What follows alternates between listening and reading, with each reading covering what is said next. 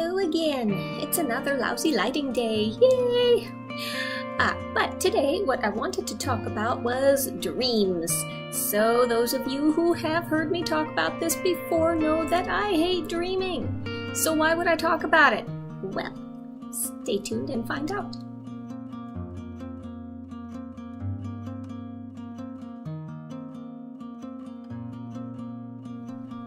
Alright, hello everyone, Witch Hazel again. So, I was watching a YouTube video the other day. I've gotten into watching, what's his name? Father Mike Schmitz, I think, through Ascension Presents. He's hilarious, he's very funny, and I love the rationale he gives behind his videos. He's a Catholic priest, and he has a lot of interesting thoughts and theories, ideas on the various topics that he brings up. And I think it's very well done. But the other day I was watching a video he did talking about dreams, and I thought I would talk a little bit more on the topic myself. So what he said was, I think the topic of the video was dreams. What do my dreams mean? And his opinion in this was basically, dreams can have meaning. Yes, God can speak to you through your dreams. It has happened, it's recorded in the Bible. But he seems to believe this is highly unlikely, and it's very much more likely that your dreams are just like in A Christmas Carol, bad indigestion. So a manifestation of things that stresses that you've been thinking of, things that you've been dealing with. So okay, I can see that. My one complaint with this is, it doesn't nicely explain recurrences and themes in dreams. And that's the thing that concerns me most when I do have dreams that I remember.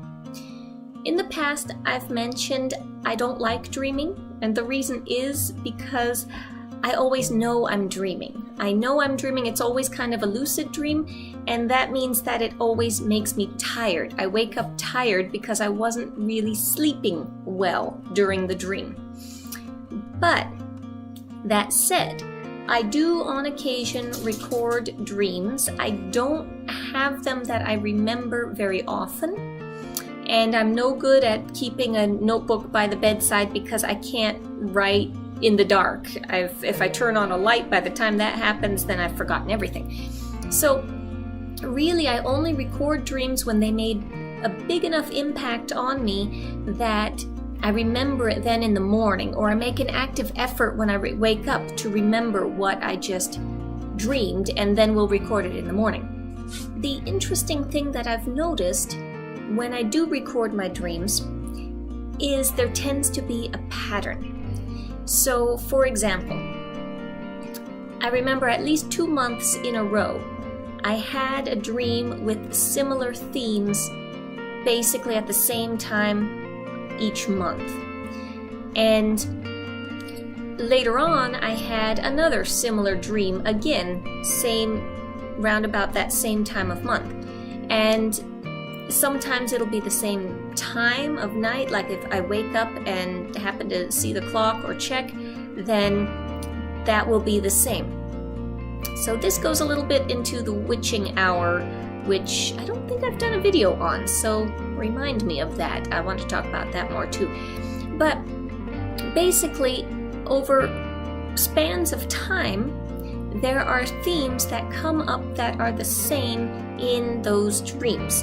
I've had a particular dream that's come up maybe 3 or 4 times, sometimes months apart, sometimes closely together, but always around the same time and always with similar themes. It's not the same dream, but it always has similar things that come out at me, meaning objects, or I'm trying to think of a word that's not theme because I've used that like 10 times, but themes. So, what do I take away from that?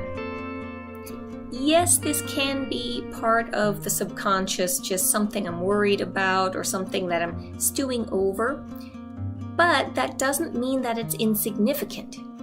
So instead of thinking of dreams like significant dreams as, God speaking to you or the divine speaking to you has to be something huge and monumental, which is what Father Mike said.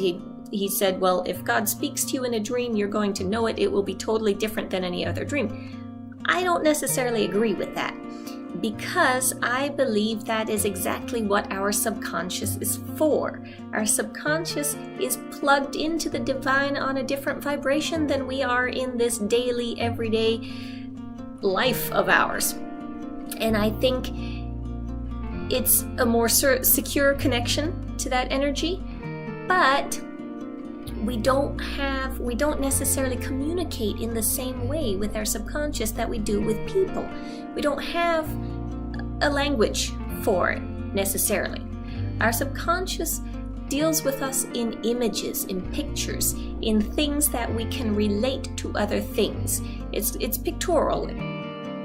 Basically, just because some divine being didn't come to you in a sparkling giant mass in your dream doesn't mean it wasn't a message. Now here's the other thing though about messages, and this is why it takes me a while to think about my dreams and look into them, because the one thing I don't do, and I hate doing, is trying to find that message in something like a dream dictionary. I think that's the worst way to do it. I mean, other people love dream dictionaries. If it makes sense to you, great. It never made sense to me, because my thought is, it's my dream. How is someone else going to know what my subconscious wants better than what I know? These symbols, these messages, whatever it is, it's for me. It's developed by my specific connection with the divine.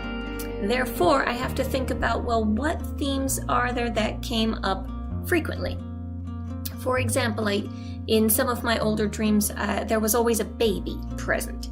So what does that mean to me? It could be new beginnings, it could be starting over, but that could be totally different from someone else.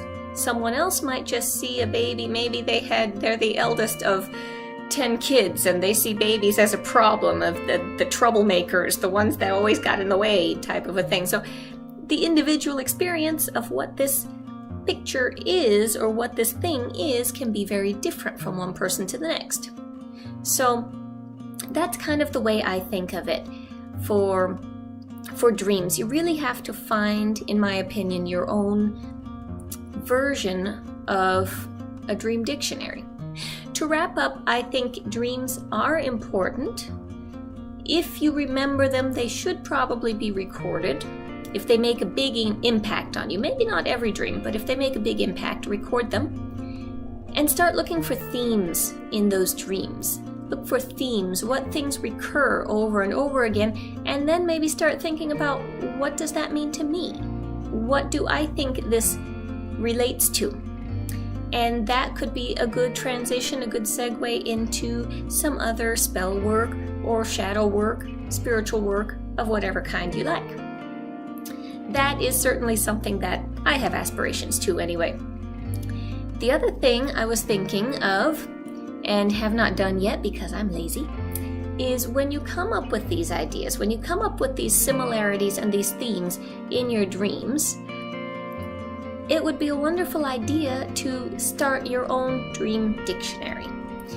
So that way you have a list, you can alphabetize it, you can put pictures in, do whatever you like, but that way you have your own personalized dictionary to let you know when these things come up again in dreams. Maybe you'll have a long span, several years, where you didn't dream of this particular thing. But when you do, you can go back and reference and say, aha, this is what that meant to me at that time. It can always be updated and changed, annotated. These are some wonderful things we can do with our work as witches, with our dreams, with our journals and notebooks. So yeah, I've prattled on for a long time on this, but I thought it was an interesting topic. Let me know what you think. Let me know if you have similar thoughts, theories, ideas, or if you are of the opinion that dreams don't mean anything, that's fine too, and let me know why. What brings that conviction to mind? So we can get a little conversation started because it's a fun topic. So till I see you again, blessed be everyone, and have a wonderful end of your week. Bye.